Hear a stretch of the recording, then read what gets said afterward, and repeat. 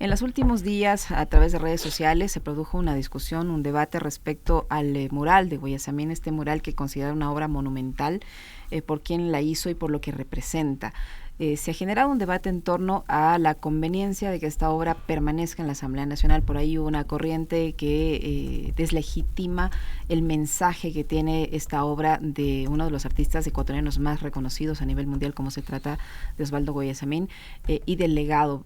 Para que la gente entienda qué quiere decir este mural, qué expresa, porque es una manifestación de esta lucha, de esta resistencia, de la memoria colectiva, de una visión histórica del país desde el lado crítico y desde el lado muy humano. Pero para que la gente lo entienda, ¿quién mejor que usted para explicarlo? ¿Qué representa el mural de Guayasamín instalado en la Asamblea Nacional? Buenos días, bienvenido. Buenos días, qué gusto, Licenia, qué gusto, Alexis, de los tiempos, un abrazo, colegas. A ver, el mural representa la historia del Ecuador, nada más, no hay ideología. Ahí no está Fidel Castro, ahí no está los militantes de la ideología nacional de izquierda o de derecha, o es contra alguien. Comienza con los pueblos originarios que poblaron este sector y termina con la proyección al futuro, 6 niños que están pintados en rostros expectantes y que miran hacia los legisladores. Es decir, no hay, el personaje justo por la invitación estuve revisando, el personaje más actual que podríamos pensar es Mamita Dolores Cacua, que es una luchadora por los derechos de las mujeres indígenas y de los pueblos indígenas. Del resto, Alfaro, Peralta, Montalvo, Espejo, Las Manuelas, Cañizares y Sáenz, la heroína del 10 de agosto, Rosa Zárate. Es decir, son personajes y además conceptos políticos. Pero permítanme, para hacer una introducción, saludando a la audiencia que nos sigue, 2 puntos fundamentales. Primero, ¿de dónde viene la crítica? De un bloque legislativo cuyos legisladores dicen abrido, resolvido y descubrido. Ese es el nivel con el que vamos a debatir. Y segundo, el presidente Noboa, sus ministros, sus hijos, su gabinete, juegan delante de un mural de Guayasamín en el Palacio de Carondelet, todos los días.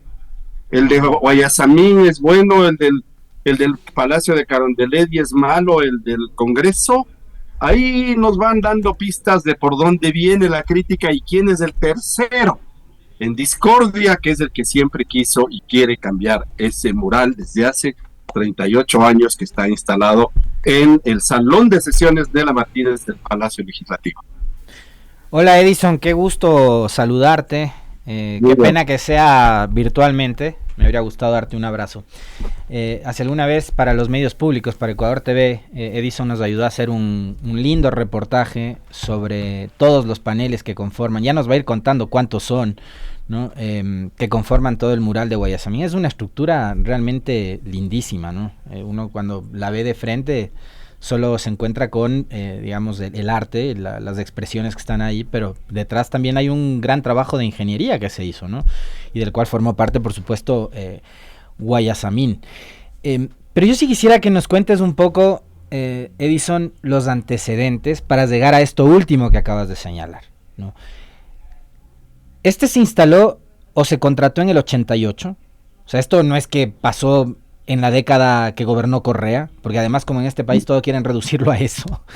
Entonces, saber por qué se contrató, cómo se contrató a Guayasamín, cuál fue la idea y por qué es que la idea de Guayasamín convenció al presidente del Congreso de esa época y a las autoridades de gobierno de esa época y para llegar a esto, ¿no? Para saber también quién es ahora al que nunca le ha gustado el mural de Guayasamín.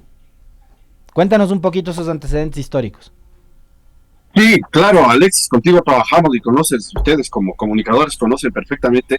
Somos el único país en el mundo cuya sede legislativa tiene un mural de 300 metros cuadrados de las manos y el pensamiento de uno de sus más conocidos pintores en el mundo. Guayasamín tiene un mural en el escenario del acceso al edificio de la UNESCO en París. Es un hermoso mural en círculo. Tiene un mural en el aeropuerto de Barajas. Cuando llegas a Madrid y vas a tomar el tren que te lleva ya a la salida del aeropuerto en Madrid, ahí está el mural de Osvaldo Guayasamín. Tiene una casa, museo en la ciudad de Cáceres, en España, donde vivió. La casa del presidente de Chile, Eduardo Frei, es un mural con 40 cuadros que le regaló Guayasamín. Hay la casa Guayasamín en La Habana. Hay sedes de la Fundación y del Museo Guayasamín en Miami y en Nueva York. Es decir, si vamos a ponernos a hablar de la presencia de un pintor, es Guayasamín. De hecho, se reunió 3 veces con Picasso. Y en el mural de Guayasamín hay un guiño a Picasso por prestarle y utilizar un poquito de la técnica del cubismo. Este es el contrato. 38 millones y medio de sucres que se le costó, no, más o menos serían actualmente alrededor de unos $200,000, que es lo que cobró, básicamente por lo que tú decías. Es una inmensa estructura de 300 metros cuadrados de aluminio y hierro, sobre la cual están empotrados 23 paneles gigantescos. Y aquí viene un secreto también, pero antes los datos del contrato. Esto se firmó el 28 de diciembre de 1987, en base a un oficio que presentó en septiembre Osvaldo Guayasamín con la descripción de lo que quería hacer, una resolución de aquel entonces era la comisión de mesa, no era el CAL como se le conoce ahora, del 28 de diciembre de 1987. Osvaldo propone la historia de la patria, con personajes y con conceptos. No está proponiendo ni la ideología de quién, ni a favor de ni sé quién. Alguien me dijo alguna vez, el hijo de un empresario que vino de visita, miles, decenas de miles de jóvenes, de estudiantes y de profesionales del Ecuador han visitado ese mural desde que en 2007 me permitieron abrir las puertas y hacer el proyecto de visitas guiadas que funciona hasta el día de hoy. Ayer precisamente hablé con mis ex compañeros de la asamblea y me dijeron, Edison, la lista para visitas guiadas está todavía actual e inclusive hay asambleístas de ADN que tienen grupos que quieren visitar el mural y venir al Palacio Legislativo. A ver, el objetivo de Osvaldo Guayasamín es que la gente, el pueblo, divididos en 2 estructuras, el poder que se sienta en las curules en la parte de abajo del salón y el pueblo que va a las barras altas, vean su historia, sus personajes, entiendan lo que significa. Ahí está la iglesia, están los campesinos, es un homenaje a la presencia de los campesinos, 10,000 años alimentándonos con su trabajo en la tierra, los héroes de la independencia, los pueblos originarios, allí están representados en conceptos, los militares en política, que no deberían estar, porque los militares se preparan para cuidar la nación, para proteger el Estado, pero se vincularon al punto que tiene al nombre de el general Alberto Enríquez Gallo, general militar, general del ejército ecuatoriano, que dio un golpe de Estado en 1938, 8 meses se quedó, convocó una asamblea constituyente, no quiso quedarse más tiempo, le ofrecieron, pero aprobó el Código del Trabajo. Él está justo debajo del panel de una mano que dice es la mano que se hará puño, es una mano que está recogiéndose para luchar por sus derechos y tiene que hacerse puño. Y les decía la estructura. Osvaldo me dijo, el día que la entrevisté en agosto de 1988, Edison, yo quiero que vea la gente que viene aquí a legislar desde sus curules, que vea gigantes de la historia ecuatoriana, que vea gigantes de 7 metros, tiene el panel central, el de las manos, pero además la gente que va a las barras altas, el pueblo que viene a ver las sesiones en las barras altas, va a ver directo a los ojos de los personajes de la historia. Si tú te subes, ustedes han estado en el salón plenario, Nela Martínez, si se suben a las barras altas, Peralta, Alfaro, las Manuelas, la Rosa Zárate, Mamita Dolores Cacuango les miran de frente, desde abajo, desde los que ejercen el poder, en cambio, ven gigantes, lo que se ve en cualquier museo del mundo, la historia de los pueblos contada en cuadros gigantes. Edison, ¿por qué si tiene ese significado el mural, como usted bien lo ha explicado, por qué ahora resulta incómodo a este sector? ¿Por qué les resulta incómodo? Si es un mural que narra la historia del país, que no tiene ideología, ¿por qué ahora les resulta incómodo? A ver, hay un tercero en discordia que lamentablemente cada año, voy a exagerar un poquito, pero cada cambio de administración en el Congreso hay la embajada que es la que quiere sacar el mural. Este es una acuarela original que me regaló Osvaldo Guayasamín de nuestra relación, del panel original, del que está reemplazado con el de la CIA. Este pintó a Osvaldo en original, no lo puso. Le pidieron y le dijeron, mira, ahí está la bandera de los Estados Unidos, y no puede, sí, representa al pueblo de los Estados Unidos. Entonces cambió, pero ese panel en la descripción representa la injerencia extranjera, esa que utilizó las Galápagos como base militar sin pedirnos, esa que dio golpes de Estado. El libro de Philip Ash de las décadas de los 70 cuenta cómo los agentes de la CIA infiltrados en la política nacional dieron golpes de Estado, provocaron asesinatos, provocaron quiebras de negocios, provocaron cambios políticos en el Ecuador y dictaduras militares como la del Triunvirato de 1964 y la del golpe de Estado de 1970. Toda esta estructura significa el panel de la CIA, que fue reemplazado, se borró, no le borró. Yo cuando le visité a Osvaldo luego de algunos años en su taller me mostró el original está guardado, que es este que les estoy señalando, pero él no le borró, le guardó e hizo el otro panel. Ese panel, cuando se inauguró el 10 de agosto de 1988, cuando asumió Rodrigo Borja Ceballos la presidencia, George Shultz, el último alto funcionario del gobierno de los Estados Unidos que estuvo en ese salón, le pidió públicamente al presidente elegido a las 9 de la mañana del 10 de agosto de ese año, Wilfrido Lucero Bolaños, que no tenía nada que ver con el mural, porque el contrato lo firmó Jorge Zavala Vaquerizo y él ya se retiró ese día, el 9 de agosto, ya dejó entregando todos sus bienes porque ya no fue reelegido legislador, no quiso continuar, tampoco le pidió que le pongan un terciopelo negro para que no sea afrenta. Desde entonces, no he comprobado, pero ustedes pueden consultar al Departamento de Protocolo de la Asamblea Nacional, ¿qué delegación de alto nivel de los Estados Unidos ha visitado ese salón? Ninguna. No vienen senadores, no vienen ministros, los secretarios de Estado, como se conocen allá, menos vicepresidentes o presidente de los Estados Unidos. Todos los años este pasaje que citas, Edison, para cambiar.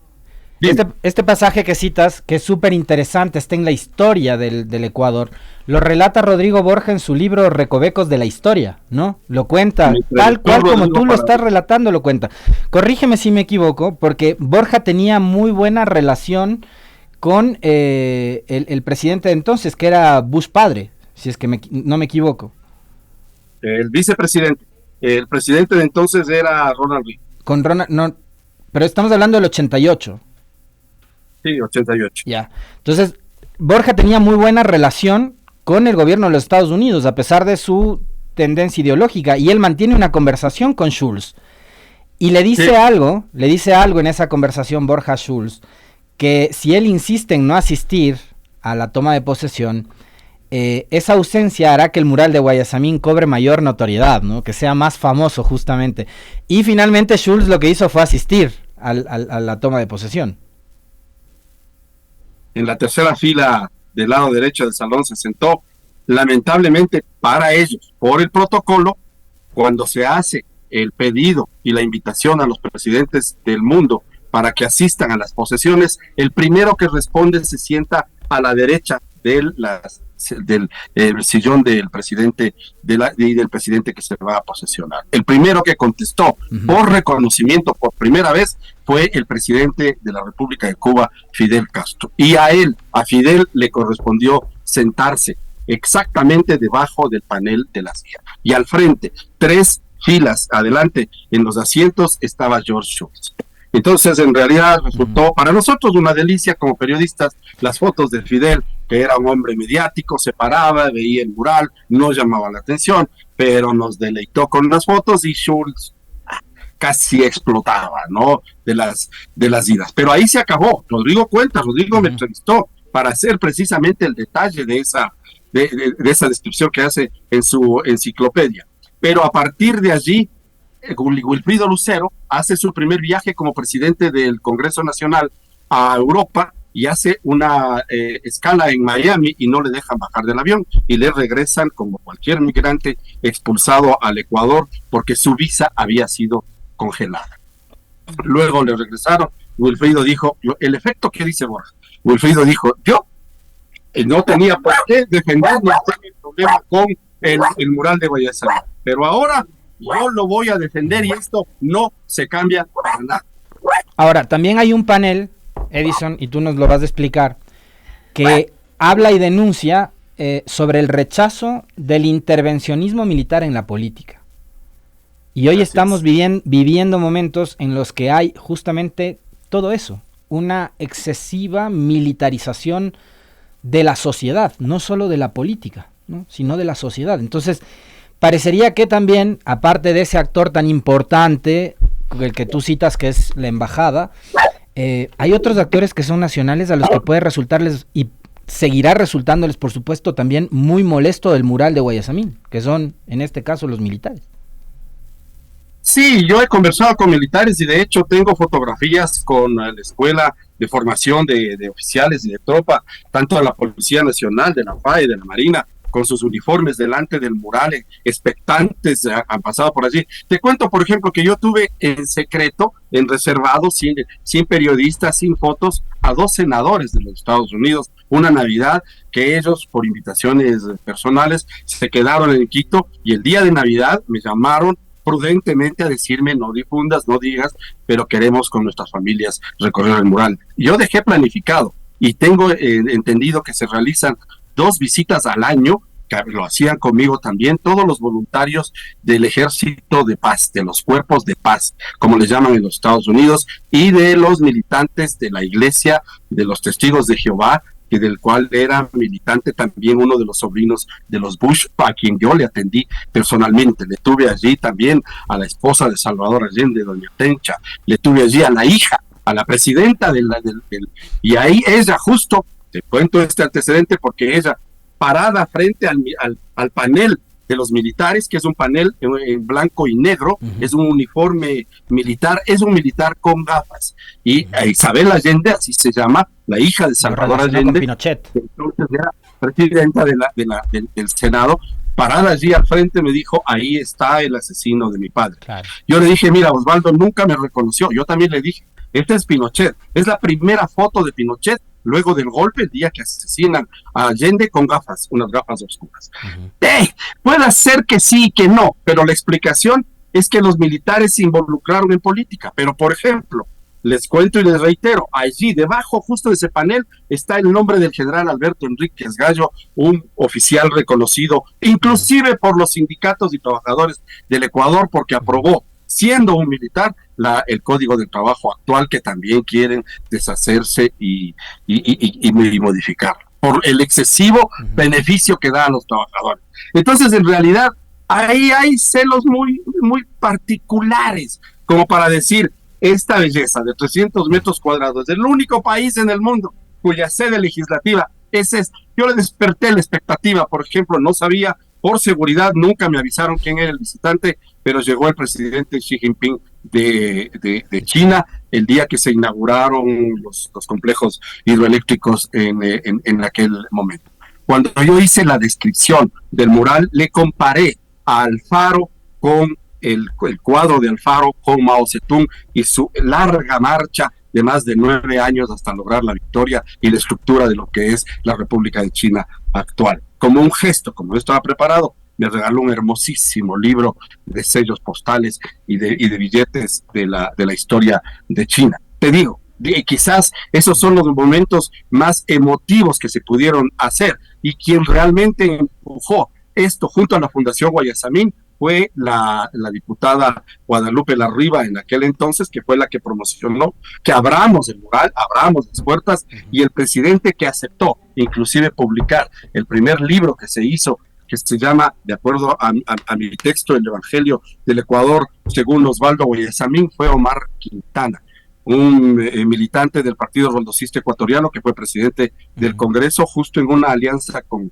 Lucio Gutiérrez, de quien sorpresivamente les cuento como anécdota sus oficios como presidente del Congreso. Cuando yo me acerqué a pedirle que autorice la publicación del libro, firmaba con la frase: Omar Quintana, presidente del Congreso Nacional, hasta la victoria siempre. Ahora, Edison, supongamos que sacan ese mural de allí. Eso significa, o pensarán quienes están auspiciando esta posibilidad, de que escondiendo una obra de arte de esta naturaleza se guarda sus significados, desaparece sus significados, desaparece lo que se denuncia en todas las piezas que componen el mural. Es una estructura que, como te digo, por el contrato, es un objeto de propiedad pública. Por lo tanto, tiene un código de ser una propiedad que tiene que ser custodiada por un servidor público, que en este caso es el presidente de la Asamblea. Él es el responsable del mural. Cuando firma su nombramiento, él es el responsable, y por lo tanto no se puede donar, no se puede sacar porque está estructurado como una sola pieza. Ya se hizo esta pretensión en 2004 cuando se incendió el edificio, en 2003 casualmente, y comenzaron los elementos de reconstrucción. Se propuso también sacarlo hacia afuera. En aquel entonces François Mitterrand, presidente de Francia, miembro honorario de la Fundación Guayasamín, hizo un comentario público y envió una carta pública a las autoridades de aquel entonces y les dijo: cuando ustedes, ecuatorianos y ecuatorianas, hacen una ceremonia frente a ese mural, millones de personas en el mundo vemos esa expresión de arte increíble. Si ustedes le sacan a la calle Piedrahíta para ponerle con un espejo de agua y protegido por un vidrio antibalas y ni sé qué, ¿cuántas personas pasan a diario por la calle Piedrahíta? 10, 20, 100. Pero cuando ustedes se toman una foto frente al mural, la ven millones de personas en el mundo. Así es que técnicamente la Contraloría no puede aceptar, porque no se pueden donar objetos de propiedad del Estado si no es bajo el control de un custodio. Donde le quieran mandar, donde le quieran deshacer, no podrán, porque tendrá que ir un funcionario del Estado a estar cuidando y a ser el responsable del cuidado del mural, técnicamente. Lo otro es que, ¿y por qué entonces no les causa prurito el mural que representa la llegada de la misión de Orellana a la Amazonía, que está justo atrás de la bandera donde se hace el saludo protocolario en las gradas de acceso a la planta alta del Palacio de Carondelet? Ese también es Guayasamín y también tiene los mismos males morales que pueden estar pensando con el mural del Palacio Legislativo. Uno de los argumentos de esta gente en estos días, Edison, es: hay que dejar el victimismo atrás. Pero digo, hay países que han construido su historia. Voy a citar uno que les encanta, que son los Estados Unidos. Y la historia de los Estados Unidos, cosa que además a ellos como ciudadanos, a todos, les hace sentir muy orgullosos, se origina en una guerra civil. Pues, o sea, ellos te hablan de la guerra civil, y la guerra civil tiene mucho de lo negativo que hay justamente en un conflicto que cobra vidas, ¿no? Y muchas de las historias de los países se han construido con base en momentos probablemente muy trágicos de la historia, ¿no? Con muertes, con persecución, etcétera. Negarnos eso sería negar la historia, porque ¿cómo valoras tú este argumento de ya dejemos el victimismo atrás? No, eso no tiene sentido en la historia, porque como tú dices, las historias de las sociedades se construyen con derrotas, con batallas, con héroes, con muertes. La Policarpa Salvatierra, la Manuela Sáenz de Bogotá, fue fusilada por hacer lo mismo que Manuela Sáenz aquí, que Rosita Campuzano, que Manuela Espejo, hacer actividades de espías, aprovechándose su situación de mujeres y esposas de oficiales realistas o de vinculados con la corona de España, para hacer y pasar información al Ejército Libertador. A Policarpa le fusilaron en medio y a mí de la Plaza de Bogotá. A mí no se me ocurre alguien que venga a decir saquemos los murales y hagamos los murales diferentes. No me parece que se pueda pensar en esas circunstancias. Estos son detalles más bien presionados por la ignorancia. Perdóname que te diga que es lamentable tener que bajar al nivel de esta gente de sin entender absolutamente el simbolismo. ¿Por qué dice usted que vienen motivados por la ignorancia? A ver, porque en el protocolo para la presentación de los asambleístas se dejó establecido que la Coordinación de Participación Ciudadana haga una presentación del mural y de la historia del edificio, que de paso está cumpliendo 65 años.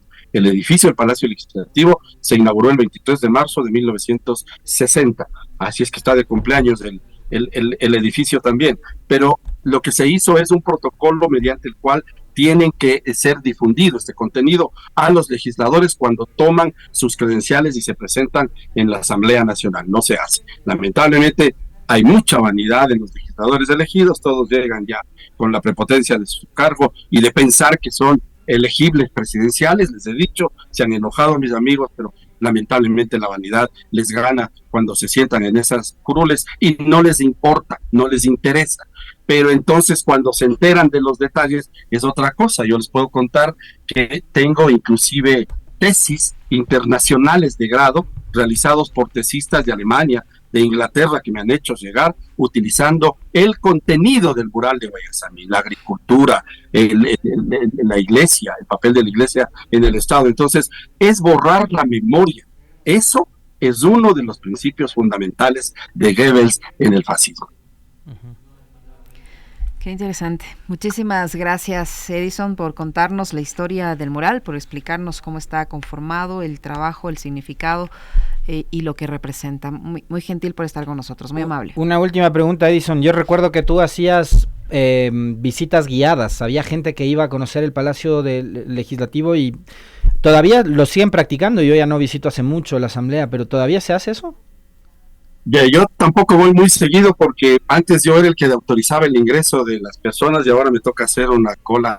Hay que pedir autorización con 24 horas de anticipación para visitar el mural, pero el palacio, pero se está haciendo. Hay mucha restricción. Le han vuelto un edificio muy policial. Hay mucha restricción y control. Sin embargo, con las limitaciones que hay, todavía se continúa porque es parte de un proceso y de hecho ahí dejé yo personal formado, todas las publicaciones son públicas, están allí, se pueden utilizar las fotografías, los textos que yo escribí y además lo hacen en lengua quichua, no hay un quichua hablante que es el que hace este recorrido, sí se lo puede hacer, cualquier contacto en la asamblea, funcionario, asambleísta, ustedes piden una visita guiada y yo espero que también este sea al revés, un detonante para que la gente vaya a conocer y se tome una fotografía ante ese espectacular monumento de la historia del Ecuador, más allá de lo que Guayasamín haya sido en vida. Y no habrá la posibilidad de que quienes hagan esa visita guiada sean los propios legisladores para que conozcan la historia,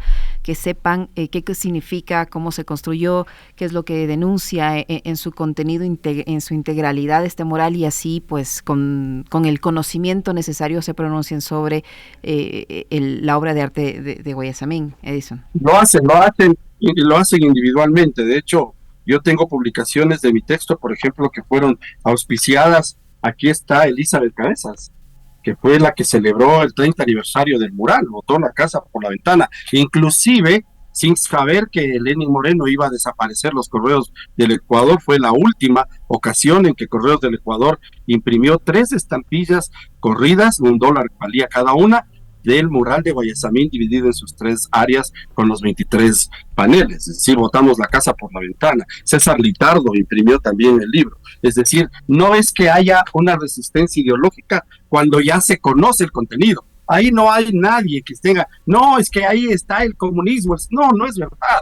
No es verdad, es la historia del Ecuador contada a través de las manos y el pensamiento de uno de sus más grandes pintores.